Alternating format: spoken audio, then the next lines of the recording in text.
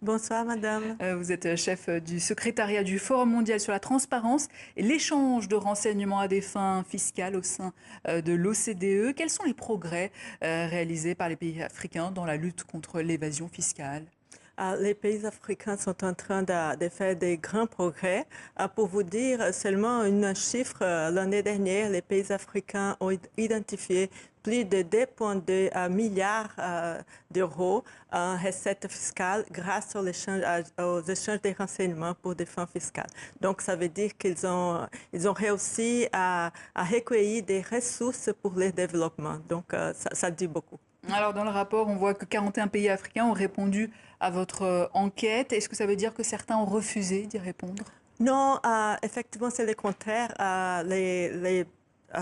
L'initiative Afrique compte 39 pays africains et nous avons réussi à recevoir des renseignements et des informations des autres pays africains qui ne sont pas membres. Donc, c'est le contraire. Alors, dans quel domaine? Alors, j'imagine qu'il y a des évolutions, mais tout n'est pas parfait. Que reste-t-il à faire? Ah oui, il en reste beaucoup à faire. Les pays africains sont en train de mettre en place l'infrastructure qui est nécessaire pour mettre en jour et bénéficier des échanges de renseignements. Mais par contre, ne sont pas tous les pays africains qui sont en train de vraiment utiliser ces outils pour identifier les contribuables qui doivent payer les impôts. Par exemple, je vais vous parler tout de suite des 2,2 milliards d'euros et ce sont seulement 7 pays africains qui ont identifié ces montants. Donc, ça veut dire qu'il y a beaucoup de pays africains qui ne sont pas en train de tout faire, de vraiment utiliser ces outils pour le développement. Et pourquoi ça? C'est surtout parce que d'abord, il manque un petit peu de volonté politique.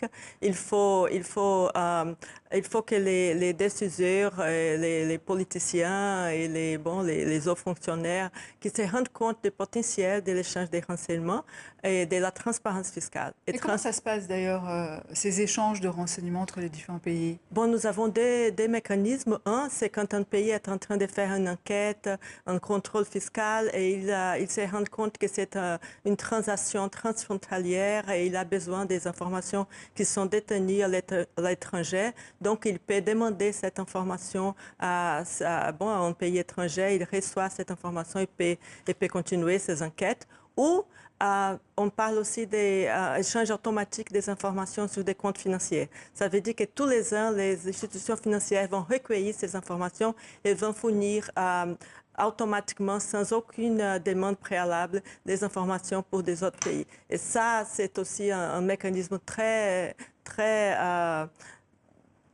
important pour garantir que les autorités fiscales auront accès à l'information. Alors, dans votre rapport, vous parlez du cadre de déclaration des cryptoactifs.